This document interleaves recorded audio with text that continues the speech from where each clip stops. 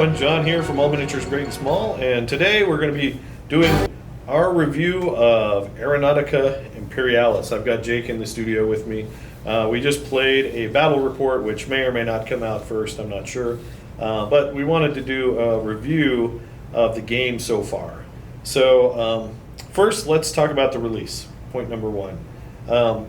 They released a bunch of stuff at the beginning. You've got what is that? Wings of Vengeance starter box, which has Imperial Navy and Orks.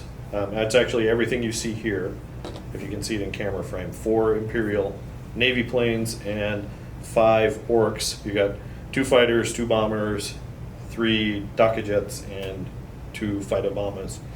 And that runs, I think, $100 US. And then they also released box sets for each one of these. So there's box sets for each one of these. The only plane that's not in the starter set that's out is another Imperial. It's a variant of the Marauder. I forget what it is, the Marauder Annihilator or something like that. So they sell all of these in individual boxes. In addition, they came out with the Rin's World. Basically, it's a campaign book. It's called a campaign book. But it also contains the full rules. So if you wanted to just go like Imperial, just go Ork, you could buy this book, buy the boxes of whatever you wanted, and skip the 2-player starter if you wanted to. In addition, they released a basically thick cardstock version of the map. It's a 3-foot by 3-foot map instead of the like 2-foot by 3-foot that comes in the starter box.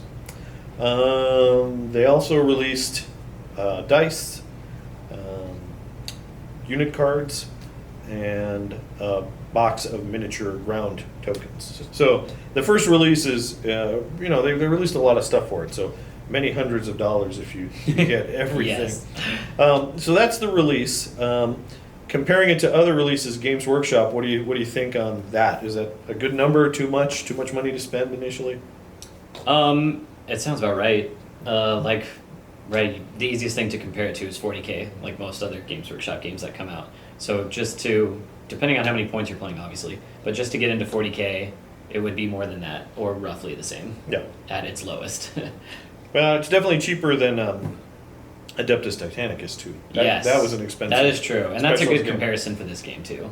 Although this is more, I like to think of this as a board game, and since we're talking about little spaceships shooting each other, we're always going to, the elephant in the room is talking about X-Wing as well. Yeah. Obviously the starter set for this game is much more expensive than the X-Wing game, but in the X-Wing game you only get 3 in the starter box. Right? Yeah, 3 ships, $50. 2 ties and an X-Wing. They're all smaller, and these things are actual models you build.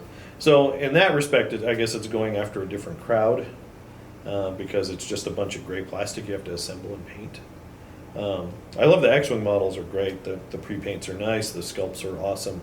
But these things are, I think, exceptional. Even if I didn't play the game, I would like some of these to put on my shelf just to go pew pew pew. Yeah, they're so detailed and they look really good. They look really good. Now, but they are pricey. But it's Games Workshop. What do you expect? They're going to be pricey. Yeah. All right. So that is the release. So number 2, let's talk about the rules themselves. Okay. So the rules are, and if you watch the battle report, you get a good idea of the rules, but basically it's an alternate activation. You maneuver and then you shoot. It reminds me a lot, if there's old-time wargamers out there, a game called Blue Max, where you picked a maneuver on your sheet and everyone kind of moved around on hexes. Great fun game, but I got a good Blue Max 5. If any of you guys played Blue Max, let me know down in the comments below. I'd like to hear if there are more Blue Max players out there that remember that game fondly. But since it's using a hex grid, it makes movement very clear. There's no, are you in arc? Are you just within a quarter inch of being in short range or not? It makes it very clear. Yeah. And it takes a lot of that part of the game out of it, which I like. Yeah. And that way, you're using your mind more, trying to wrap them around the maneuvers, which you want to hold that up. Yeah. So, so there are a total of 8 ace maneuvers that you can do, and they are like between just flying straight ahead to really fancy aerobatic maneuvers. Not all planes can do all maneuvers. Like there's some maneuvers on here that none of the planes can do yet. Which 6, 7, and 8 don't exist yet. I can do right? 6. Oh, you can do These 6. can do 6s. Okay. But 7 and 8s, I imagine, is going to be Eldar Yeah, or something I would that's assume. super maneuverable. Yeah, Eldar, Dark Eldar, stuff like that. Which I'd love to see. That would Those be planes would be awesome. Yeah, I have 3 of them in 40K just because I love them so much. So I can't wait till they get to this scale. Then I will buy my own army for this game.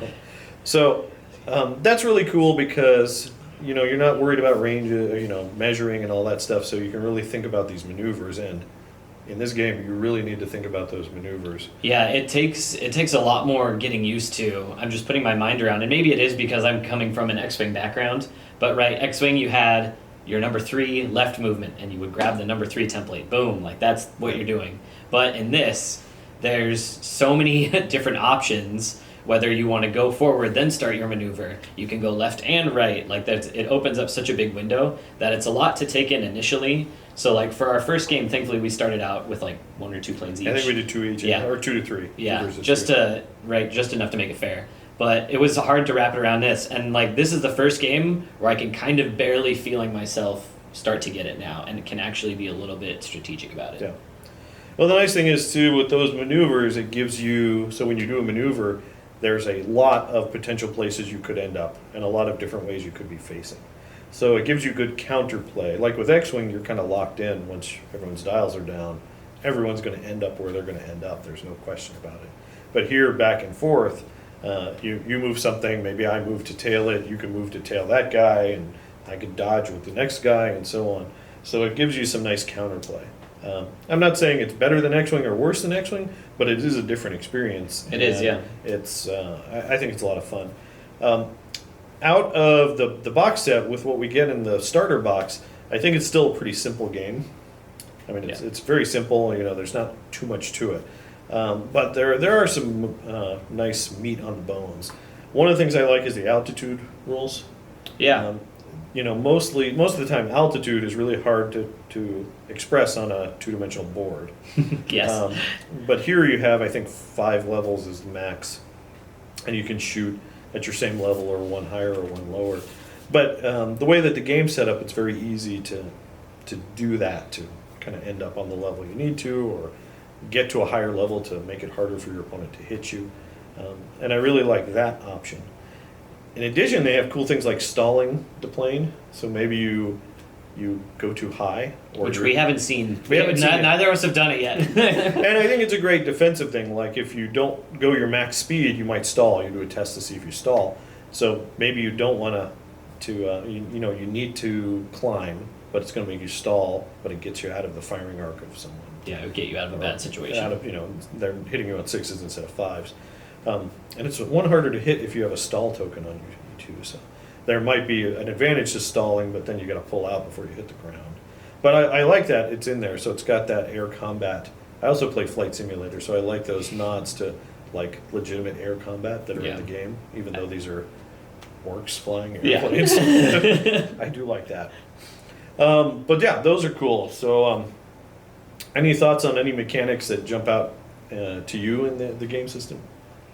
Not any one mechanic in particular. I really like the elevation game. Just speed is a little hard to get your head around too, in addition to like everything else coming at you. Just because when you go up in elevation and go down in elevation, your speed also changes. Mm-hmm. So I find it slightly annoying in this game. Like not so much that I wouldn't want to play it or anything, but I just find it a little annoying, like how often you have to turn that dial for every move you do, if you want to go up or down, because if you go up, it slows your speed, but you might have just thrown your speed up. So like I find it just kind of like that system seems like a tiny bit clunky to me, but it's not like a make or break moment for the game whatsoever. See, and I kind of like it because it reflects real air war or flying. Yeah. So if you want to climb to the next higher level, you're either going to go slower or you need to punch the throttle so you're going faster, so you end up at the same speed when you're at the top of the next level. But you're right. As far as mechanically, that means at the start of your activation, you're changing your dial once, and then at the end of your activation, you're changing your dial again. So I went from speed 5 to speed 4, back to speed 5 or whatever. And it's already, I think it's especially hard now just because we are so new to the game that when we're fiddling with our dials so much, we're also pulling off these complex moves that we aren't sure where the plane is facing even. Yeah. So it all kind of adds together. Yeah. Some of those ace maneuvers are really convoluted as far as where you could end up. There's probably like 20 different places you could land. And we don't even have like the most complicated. Eldar is going to be hard to play with because you have all the options. Wherever basically. they want to go, they'll end up. I hope Eldar do not break this game like they and Necrons did in Battlefleet Gothic, the old Battlefleet Gothic. That was kind of nasty. I feel like as long as Eldar keep their wounds low, like they should, like if you hit that plane, it's probably going down. But they should be able to turn like crazy. Yeah. In my opinion. Yeah. Oh yeah. But, they should be the most maneuverable. Yeah. So I know that they do have some releases for November. I think the Ork Heavy Bomber is coming out. Cool. Which is in this book. The stats are in this book already. Do we know? Is he like his size? I think he might be a little bit bigger, but okay. Wounds wise, the Heavy Bomber, he's got 6 structure points. So he's got more hull than a Marauder. So he looks big. He's 28 points too. Yeah, he's a lot of points.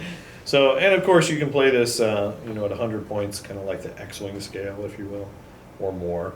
I would like to see this expanded, like I mentioned earlier with the ground assets, and doing things like bombing runs, maybe having a whole table. Maybe I get another set of these maps, having a 6x3 hex table, and having bombers try to make runs. That'd be cool.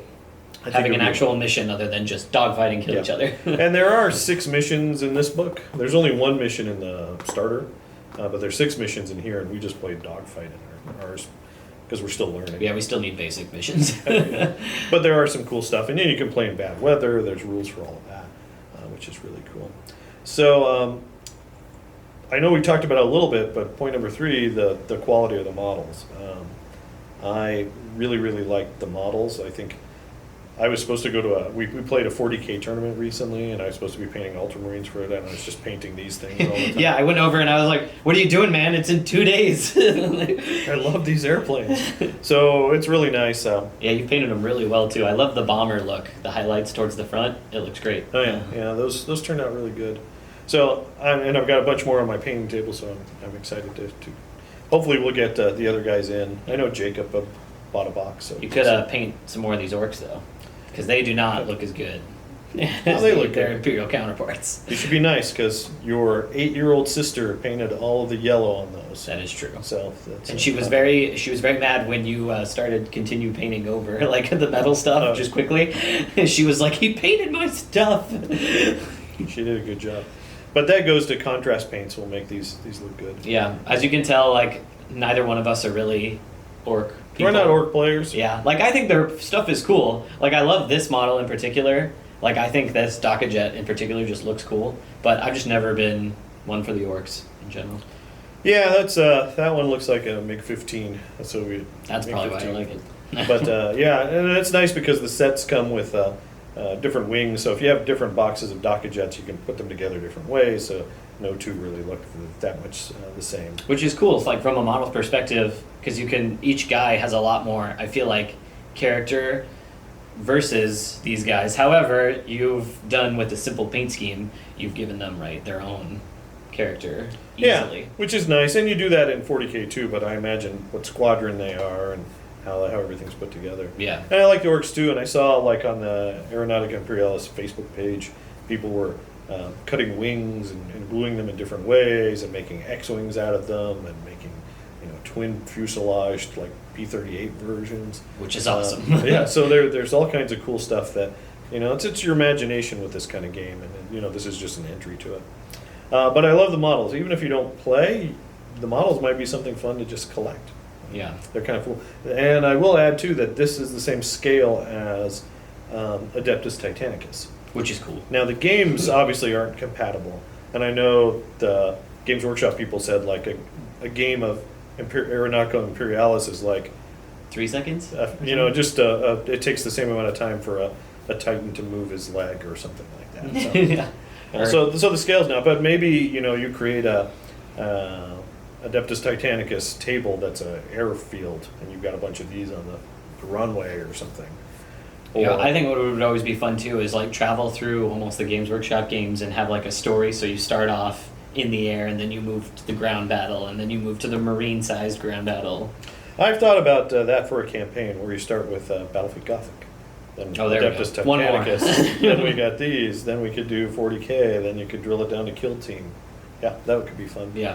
All right, guys, we're not going to go too much further in this. We're going to keep this review short, but overall, we'll give our final opinions. Jake, you first. Final opinion, Aeronautica Imperialis.